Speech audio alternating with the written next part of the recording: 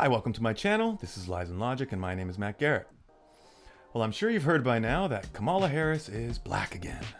Hold up. Wait a minute. Something ain't right. Her cultural pandering is almost as bad as Trudeau's. Now let's talk for a moment about race relations in North America. Now, I'm half native and half white. My mother is from England and my father was born in Canada, but lived most of my life in Seattle until he passed. I spent a lot of my teenage summers in Washington. Now, as for my dad's half, some call it Native American, some call it First Nation, and some like to get all specific and refer to themselves as Indigenous. I grew up in the 80s and 90s and we were referred to as Native.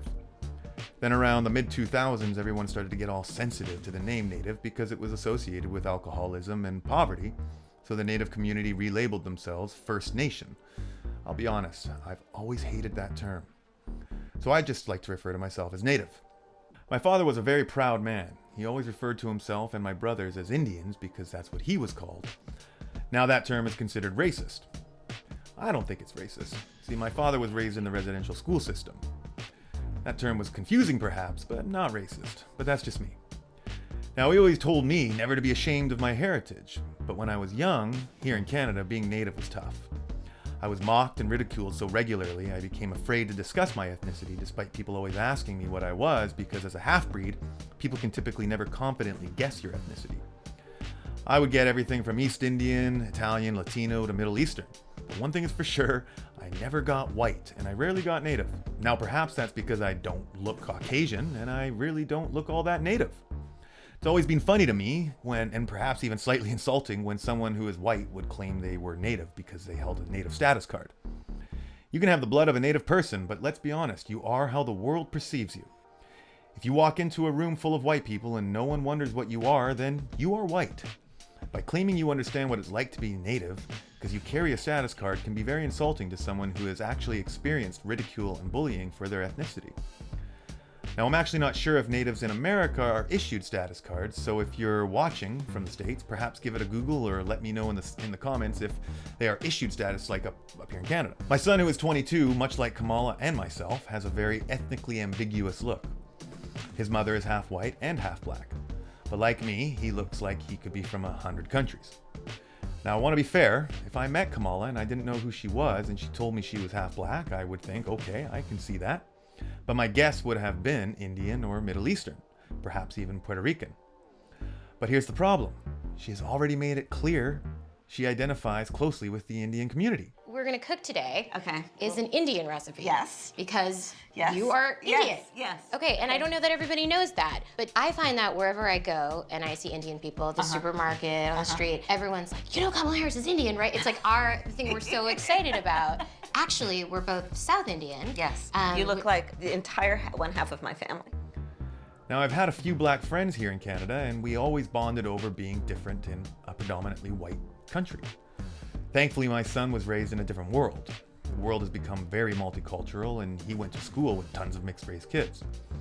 But my son does not look black. He looks more Latino, if you ask me. Now, to me, there's no question Kamala is obviously a woman of color, and for most people of color wanting representation, I think her being Indian would have been just fine for the black community to see her as an ally. Because not being white is enough to understand the struggle many of us went through.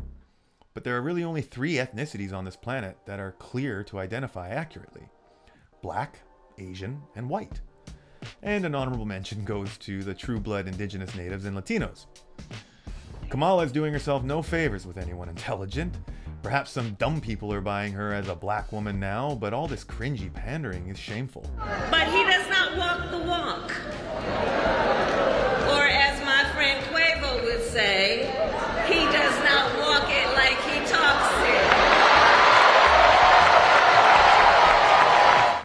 She has abandoned her East Indian heritage to prey on a black vote like a slimy vulture. I think it's getting so bad that she's even gonna offend the Obamas.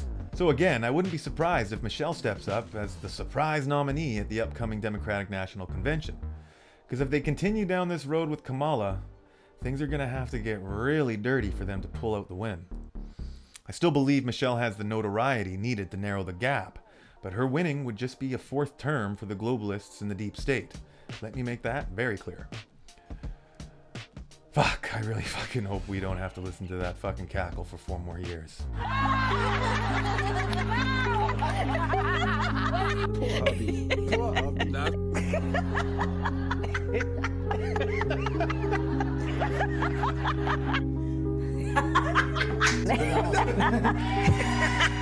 I wanted to take a moment to say thank you to all the really great and positive, encouraging comments on the last few videos. It really does mean a lot, as I've given up a lot to take on this channel as regularly as I am.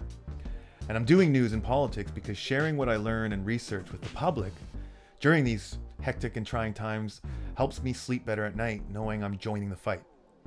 Because make no mistake, the world is in a battle for control of information, and it's our duty and responsibility to share the truth when we become certain of it.